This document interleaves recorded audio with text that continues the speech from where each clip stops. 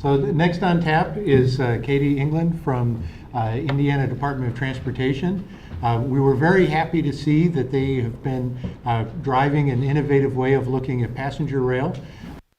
It made a lot of folks reinvigorated and re-encouraged, it's very exciting that that has happened, and they're continuing to move forward with a different model.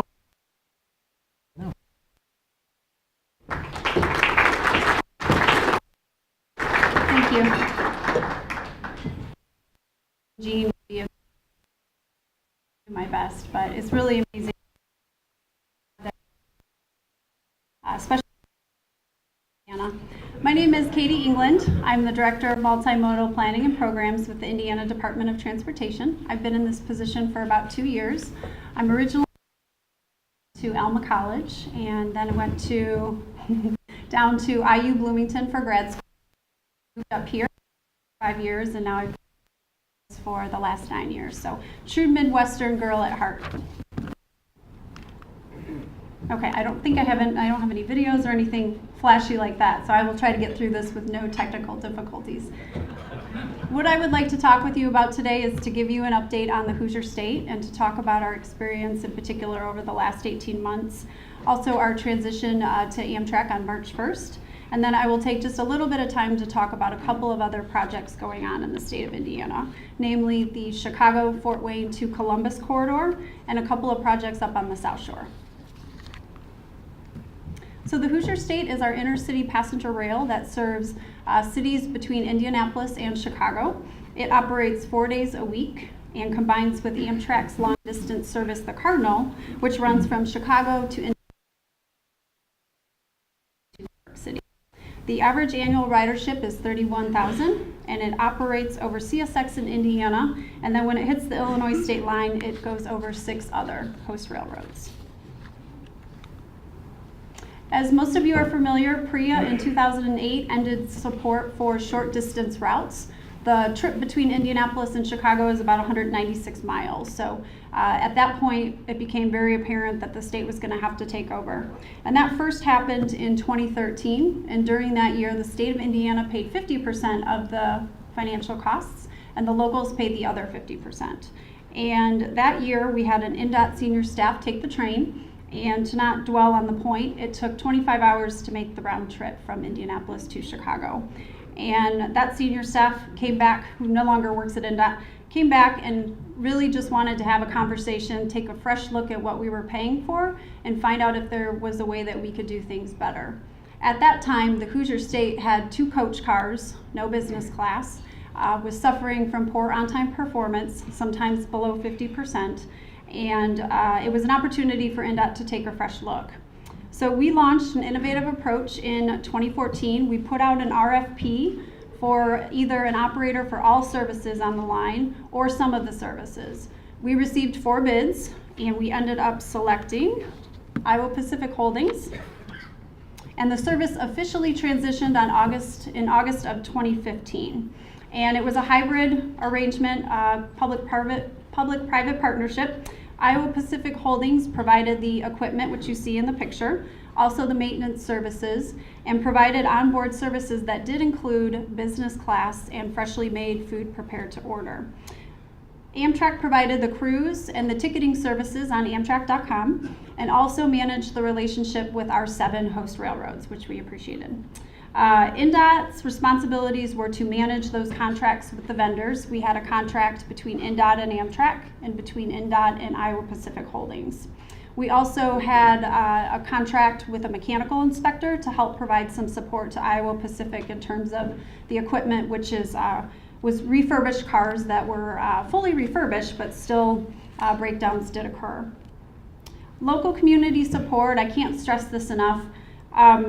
The local communities along the line, including Crawfordsville, Lafayette, West Lafayette, Tippecanoe County, and Rensselaer, contributed financially to the service. And this is a little bit unique if you look at other state-supported routes in other areas of the country.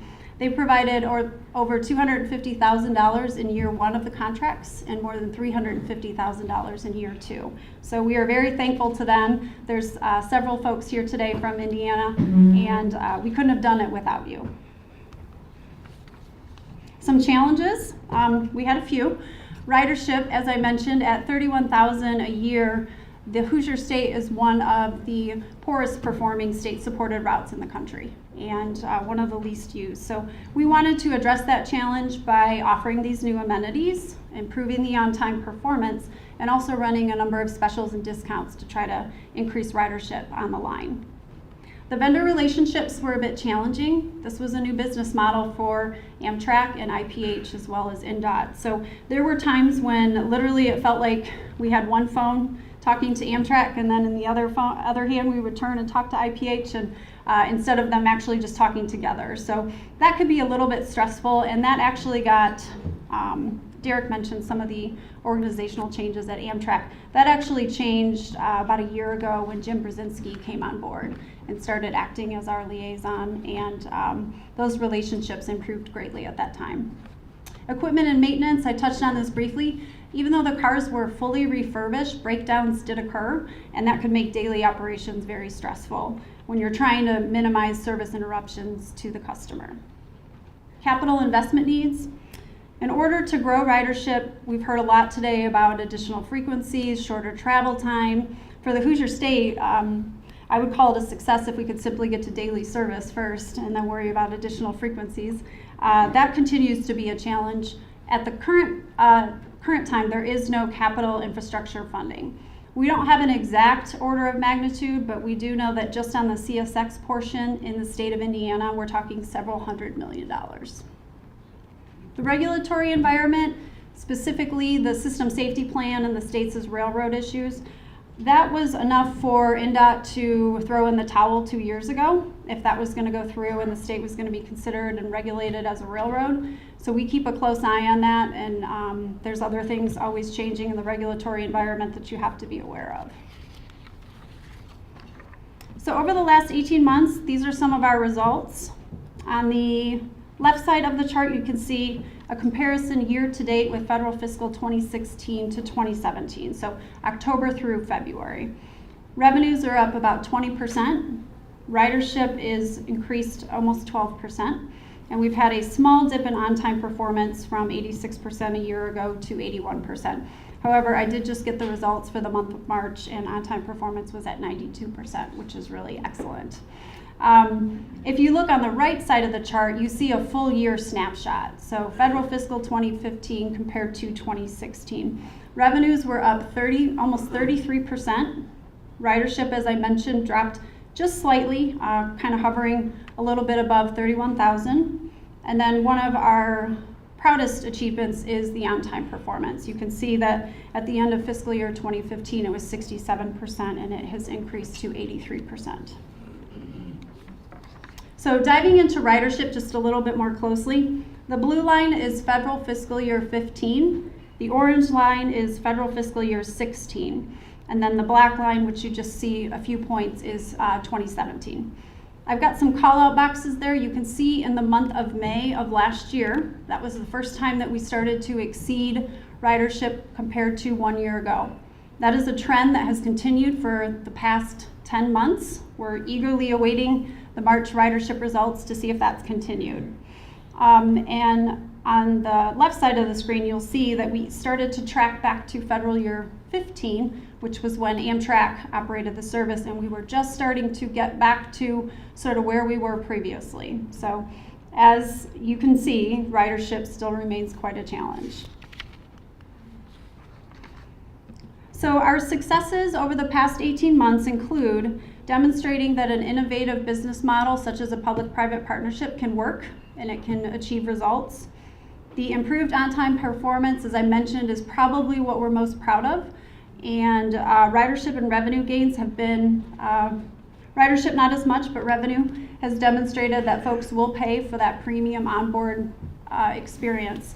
And Tim mentioned this earlier, you know, the quality of the equipment and the quality of the onboard experience are just as important as whether or not the train gets there on time or whether or not you have more than one trip a day. And we're very proud of the fact that last year, the Hoosier State was one of the highest rated trains in Amtrak's system from a customer service perspective. So that's a summary of the public-private partnership. You may have heard in the past few months that we've gone through a bit of a transition. IPH had given notice to us per the contract requirements that they were not interested in extending their contract with us unless we renegotiated the terms. So we knew that they did want another model going forward, and that would include an increased subsidy to them. They approached us about 2 months later and asked to be let out of their contract early due to financial difficulties. So we sat down and thought of the best way to minimize an interruption to the customers, and we mutually agreed to end the contracts on February 28th. And I can't thank Ed Ellis and IPH enough for their efforts to bring awareness to the train, to increase the support for it, and to really demonstrate those improvements in on-time performance. Ed or his staff would call the host railroad every single time there was a delay on the Hoosier State to find out what was the cause and how could it be avoided in the future. And it's that kind of attention to detail that got us where we are today. Amtrak became the sole operator on March 1st. They are offering similar amenities, which I'll describe in a minute, and also a number of discount and offers. And on the Amtrak side, what I can say is that they have been nothing short of the consummate professional. Our working relationship with them is light years ahead of where it was 3 years ago. Governor Holcomb from Indiana and Wick Moorman had a conference call a couple of weeks ago and talked about the need for increased funding, the opportunities that passenger rail brings to the state of Indiana, and both expressed how important the service is, which again is light years away from where we were in terms of a working relationship several years ago. So Amtrak's Hoosier State, they are offering a very similar passenger experience to what those on the IPH equipment experienced. It includes coach cars, one business class car with a cafe counter, but that also offers the opportunity for coach customers to purchase food and have a seat at some table seating on the other half of the car. Amtrak ran 2 really great specials in the month of March, and it's April 1st, so I have to remember to say these in past tense. They offered a buy one, get one free, which is a pretty rare discount to offer. They also provided complimentary access to the Legacy Club for all passengers. This is a $20 value, and for anyone who's ever been to either the Legacy Club or the newly reopened Metropolitan Lounge, you know what a great experience both of those places are, and we're very thankful to Amtrak for offering that to the Hoosier State customers. They also had their great dome car, the only dome car in their fleet, as part of the consist for the month of March. Okay, so what happens next? Obviously, efforts to grow ridership and revenue have to continue. We will continue to work on on-time performance and make sure that remains a priority. As I mentioned, for the month of March, when Amtrak took back over the service, on-time percentage was at 91%. So we're very pleased to see that that remains a high priority. We'll continue to offer special discounts and other promotions to draw ridership to the train. We also have our fiscal 18 and 19 funding. There is no line item for the Hoosier State in the Indiana budget, but there is actually a request that the General Assembly is considering at the present time to fund us for 18 and 19. So we're keeping a close eye on that. The session is supposed to end April 29th, so we should have our answer soon. Sustaining local partner support. We're really happy that Beech Grove has come back on as a partner. Part of the revised contracts that we signed with Amtrak include Beech Grove moves, so there's an increased flow of traffic down to Beech Grove, which is increasing their business. And Amtrak's facility in Beech Grove, which I recently learned is one of the largest in the country, employs more than 550 Hoosiers. So we're happy that they're back on board and that they can contribute to the service as well. And I was mentioning to just a few people at the break, we had our first, even though the service has been going for 2 years, we had our first productive conversation with the city of Indianapolis this past Wednesday. Has a couple of interesting projects going on. The first is the South Shore Extension, which will extend the track from Hammond down to Dyer and increase frequencies. It's about 9 miles of track that actually needs to be upgraded, and we're interested in that from a Hoosier State point of view because Dyer is one of the stations where Amtrak stops. So we're looking to see if we can coordinate that extension to maybe have maybe the same platform where passengers can get on and off. NICD, which is the Northern Indiana Commuter Transportation District, which manages the South Shore Line, they received a almost $3 million grant from the FRA last year to improve the East Chicago station. So they're improving the platforms, extending them there, and also creating some turnouts to increase the speed at which the trains can enter the station. And finally, probably most exciting for those of us in Indiana, at least in the transportation industry, the governor's top priority is double tracking the South Shore between Gary and Michigan City. And as someone who lives in the crossroads of America, where the General Assembly is currently grappling with how to fund roads and bridges for the next 20 years and is attempting to give INDOT another $1 billion, it's really, really great to see that the governor's #1 transportation priority is not a road project, it's not a bridge project, it's public transportation. We'll take it. It really bodes well for the future. Governor Holcomb was up in the South Bend area recently, and basically he's a very sort of no-nonsense kind of person, so he called the project a no-brainer and said that it would be transformational for the region. So there's 16 miles of track that are currently not double tracked, and once that happens, the environmental assessment's taking place and construction is expected to start in 2019 and wrap up in 2020. It is estimated that the project will cut the travel time from South Bend to Chicago from 1 hour and 40 minutes to 1 hour and 7 minutes. And they also plan on adding additional frequencies. So just again, as someone who works for INDOT, which is traditionally road and bridge focused, it's very exciting to see that there's a non-traditional transportation project at the top of the governor's priority. And with that, happy to take any questions.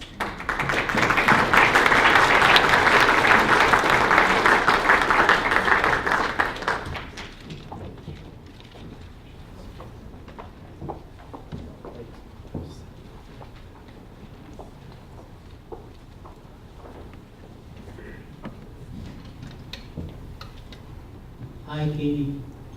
First, thank you for your service, for actually all of you. I'm proud of the military. I've lived in the country in 13 years and got out of the military and worked for CP at the dispatch center in Minneapolis. And about once a quarter, we would kill somebody. And the big thing I wanted to bring up is grade crossing safety. Mm-hmm. My take on this is I have a CDL, and I noticed that a lot of the questions, there isn't any really real questions. And I wanted to see if you or your liaisons could possibly add more railroad crossing questions to the driver's test. That's an interesting suggestion. I've actually It's kind of fascinating, but I've noticed this when I take my CDL. I took my first one in California when I got out, and I have one now in in Minnesota. And it's just really odd that they're more concerned with parking distances and fire hydrants than they are with road crossings. Mm-hmm. Well, in Indiana, that's a huge problem too. Yes. When I worked at CP, I would do the FRA crossing sites. The FRA has a crossing site, and Indiana is in the lead for crossing problems. I wanted to bring this up to Tim, but I waited until now. Mm-hmm. No, that's okay. It's a real issue from a safety perspective. My office gets every crash report that comes in that involves a crossing. And one of the things I didn't mention, that one of the few pieces of rail, I guess, focus that's in the House Bill 1002, which is what the state's really focused on to fund our roads and bridges. They actually have an entire section on there where they want to give INDOT the power to bond in order to address more grade separations. They're so expensive that on average INDOT does one highway rail separation once every 7 years. So the legislation would give us the ability to bond out probably a few $100 million as long as our payment didn't exceed $10 million a year from now until 2025. So if that goes through, that will be a real opportunity for us to address what are considered massive problems, especially in Northwest Indiana.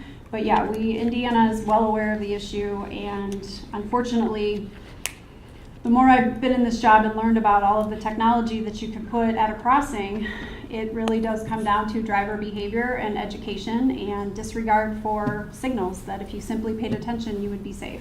It's a financial, it's political, Mhm. but we in America, it's social. And what I'm really concerned with are the crossings with crosswalks, not signal lines. Because, like I said, we were killing somebody once a quarter. And that was usually with crossing problems. In fact, that last accident that happened with that bus, I believe it was in Alabama, where the driver was, and those elderly people were killed.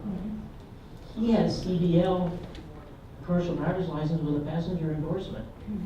And it was his fault. I mean, you don't even have to look at the reports, and it's his fault for being on the crossing.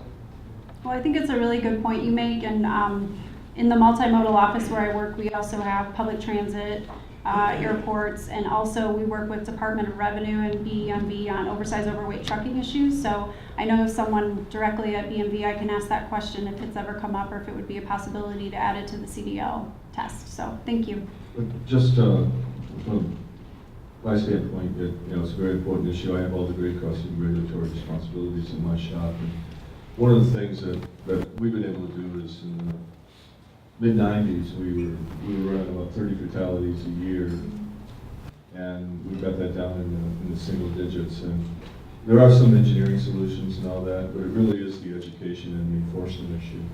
And it is something that we take very seriously, and Operation Lifesaver takes very seriously. And I was really glad to see that Bob Vanderkoot, who many people in this room know, now is at the head of Operation Lifesaver, and I think that will bode very, very well. Although nationally there's been a reduction in the number of fatalities that are occurring and serious injury accidents that are occurring at the grade crossings, the equally as troubling is the increase in the number of fatalities and serious injury accidents that are occurring along the right-of-way, generally classified as trespassers. It's a very difficult issue. It has a lot of effect on the family and friends of not only the unfortunate person who may have perished, but also the railroad crew. And the hard part of the whole thing is, we've had many conversations with those that are responsible for, as an example, the driver's license test.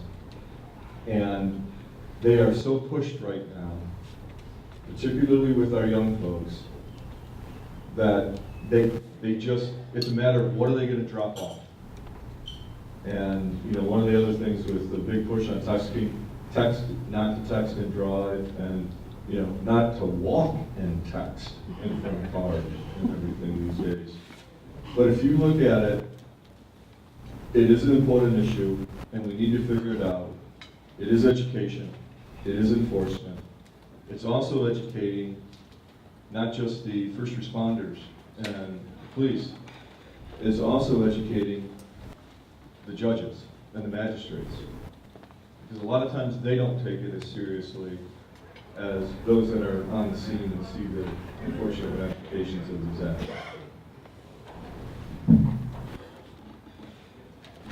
Let's put you on the spot a little bit. All right, I'm ready. There's a drive to make the Cardinal a daily train. If that occurs, what's Indiana's intentions toward the Hoosier State? Actually, we would look at that as a good sign, because any attention to the line would draw additional support and ridership. And if the Cardinal were to go to an everyday service, we would, for the Hoosier State, lobby for a better departure time. If the Cardinal wants to run at the same time every day and leave at 6 o'clock, we'd love to leave at 7.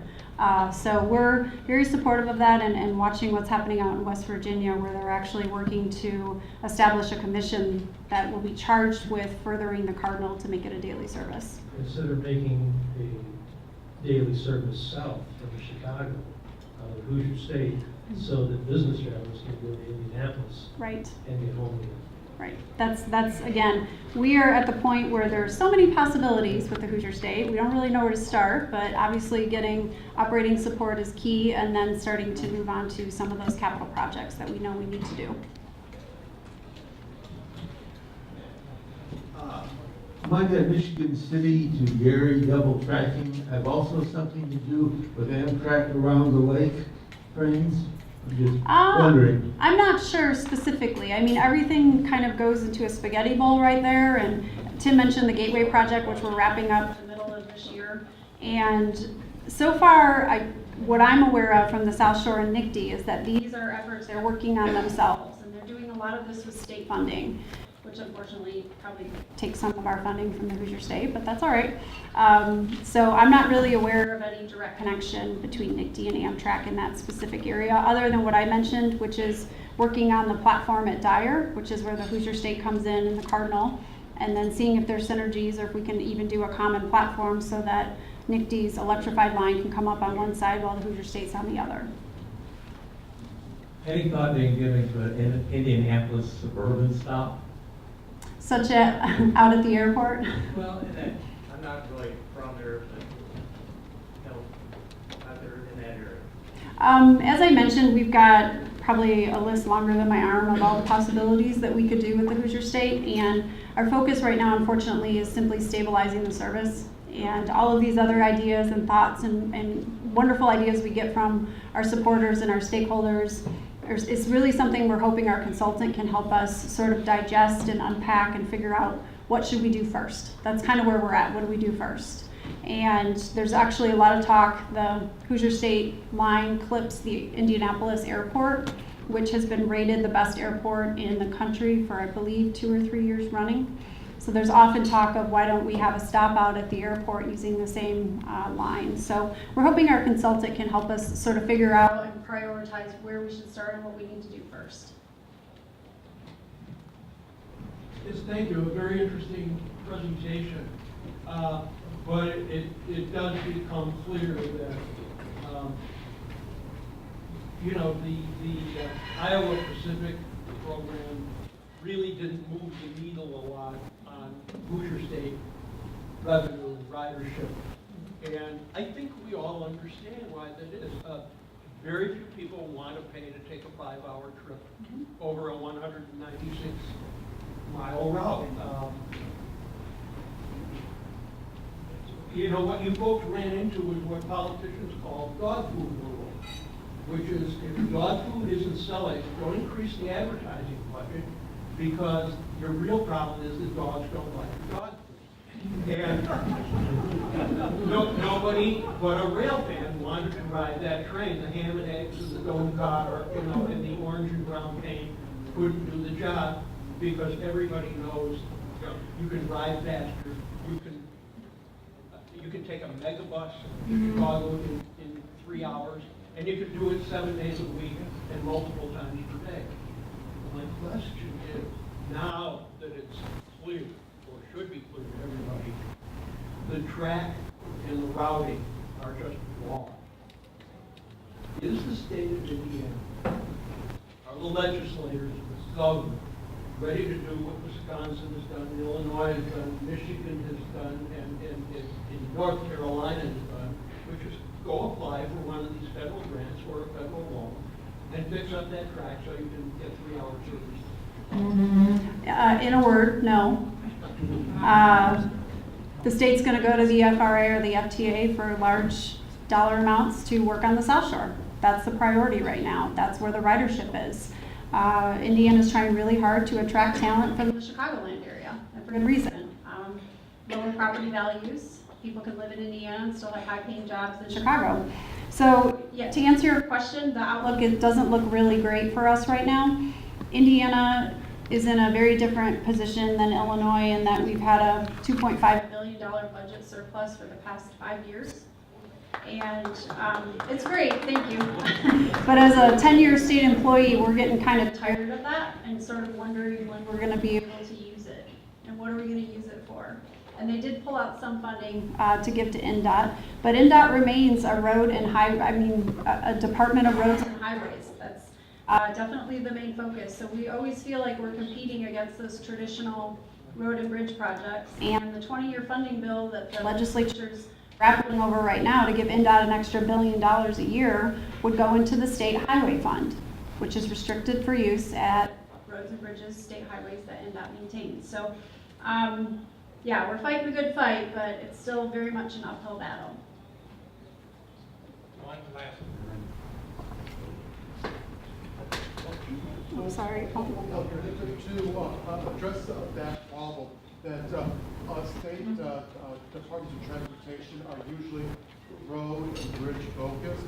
Are you targeting young professionals to bring into the department, like millennials, to help turn the tide, so that we can help put some more money and efforts into mass transit projects, rail projects, and things of that nature?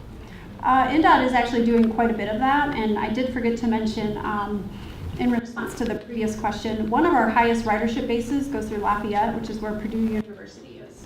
And they have quite an international draw where kids will fly into Chicago and they'll hop on the Hoosier State to get to school. So they don't have cars. And so we do have quite a big contingent or customer base that is university based, which of course are millennials.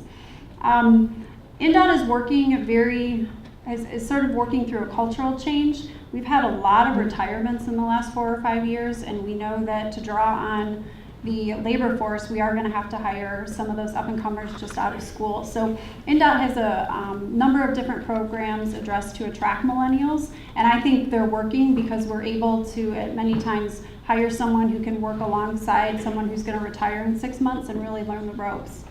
As far as whether or not that translates into being able to shift the mentality of INDOT from simply roads and bridges to more mass transit, everything in Indiana takes a little bit longer than maybe we would like it to. As someone who's only lived in Indiana 9 years of my life, sometimes it's frustrating the pace at which things change.